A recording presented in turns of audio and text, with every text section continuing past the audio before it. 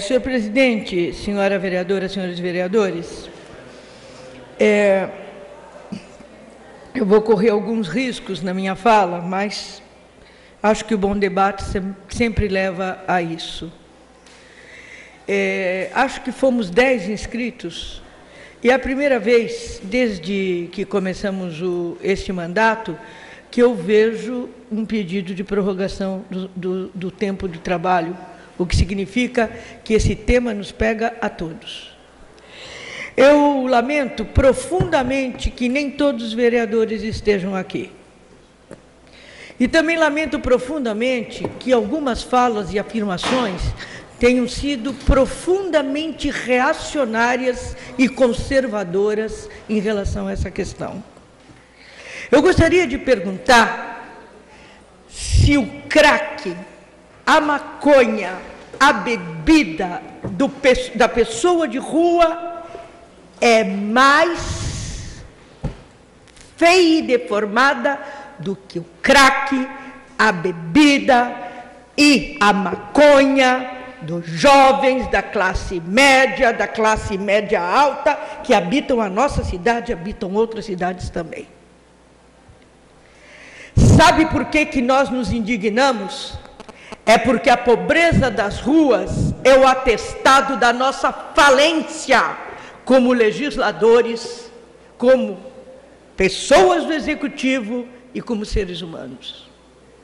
Não é possível que alguém não perceba que estas pessoas venham de Quixeramobim, venham do estado de São Paulo, venham de Campinas, ou venham sei lá de onde, não estão morrendo como moscas na rua.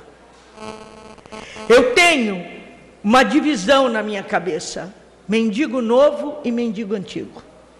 Mendigo novo é aquele que está com uma sacolinha ainda. Ele ainda tem algumas peças de roupa. Ele ainda vai se trocando. Deu uma semana, passe na esquina da Siqueira Campos Campos Sales com o conselheiro Nébias, e nós vamos ver a fila de pessoas que não são pobres, são mal amadas, porque o Estado não as quer por perto, porque não constrói políticas públicas que não são só da Secretaria de Ação Social, tem que ver com a Secretaria de Saúde, com a Secretaria de Esportes, com a Secretaria de Educação, porque, convenhamos, senhores, uma cidade que tem um orçamento de 1.100 bilhões de reais tem que ter ladrilhos de ouro na rua, e não pode ter um pobre miserável ali, não porque ele nos incomoda, é porque eu vou insistir, eles são, estas pessoas, a falência da questão pública, da res pública.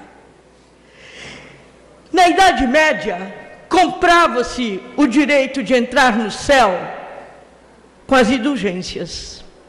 Hoje, nós podemos até fazer casas de benemerência, é um jeito, mas o voluntariado, vereador Sargrau, é uma parte dessa resposta. Esta questão é a questão da pobreza, da má divisão de renda, da ausência de possibilidades de retaguarda para que estas pessoas tenham dignidade.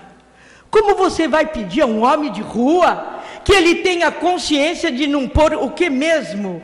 O lençol não sei em que canto. Esse homem não existe. Esse homem não tem documento. Esse homem não tem autoestima. Esse homem, esta mulher, essas crianças, e principalmente os animais com quem eles se apegam para ter um mínimo de afeto.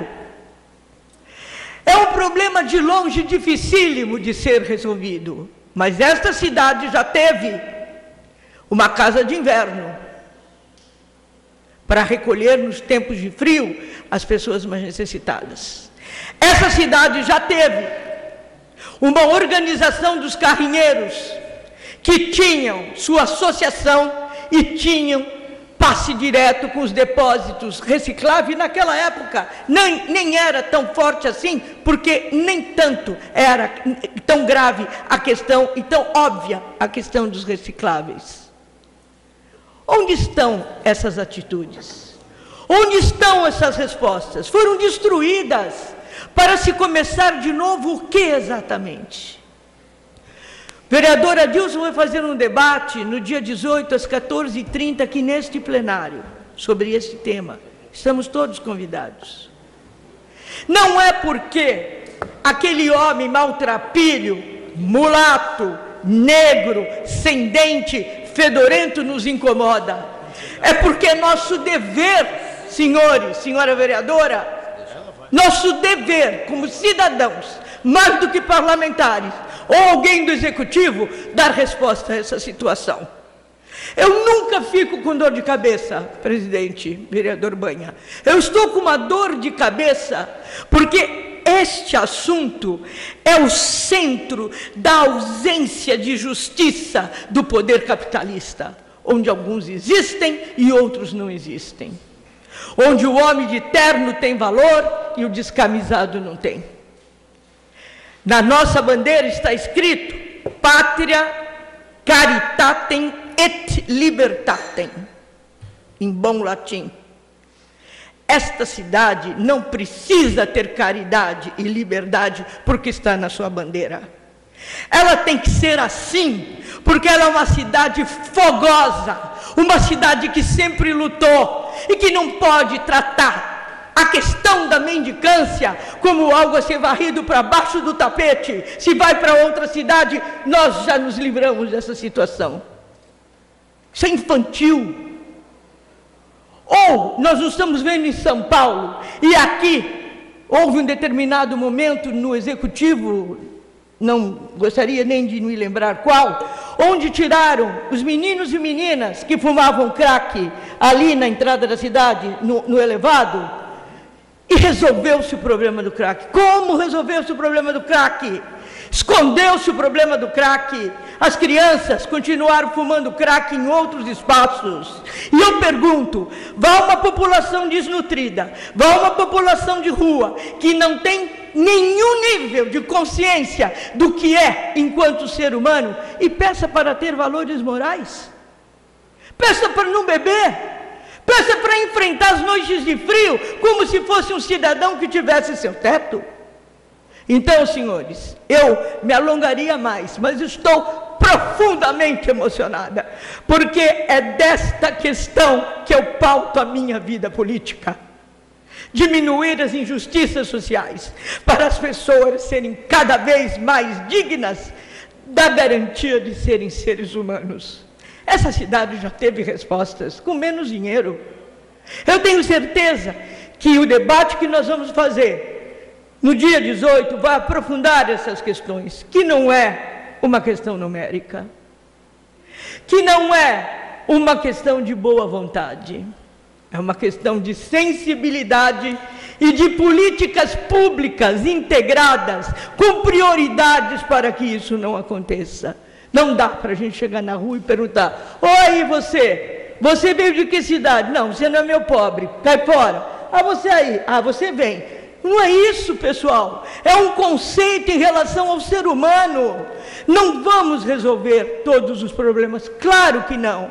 Mas há alternativas, à sociedade organizada, ao dinheiro desta cidade, e há que ter a prioridade desta cidade. E não poderia deixar de fazer uma pequena colocação. Conclua, Excelência. Um céu, que era uma escola feita pela prefeita Marta Suplicy, com piscina, várias áreas, custava 17 milhões. Por que diabo essa desapropriação dos irmãos maristas custou 21?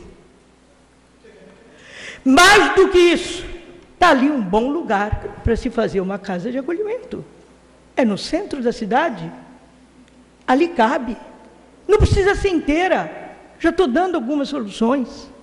Agora, o que nós precisamos, e eu termino, senhor presidente, obrigada por sua tolerância, é fazer desta questão uma questão política e não de benemerência, não de corações bonzinhos.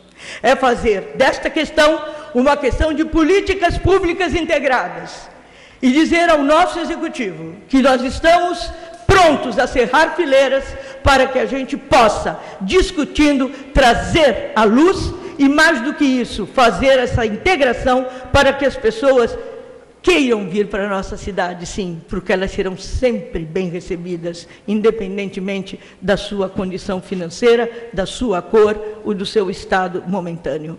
Nós temos condição de recuperá-las, nós!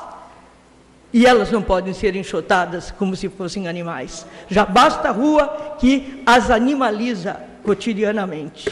Não seremos nós, legisladores dessa cidade, que ajudaremos uma discussão a se estreitar em números e principalmente na ausência da solidariedade. Muito obrigado, senhor presidente.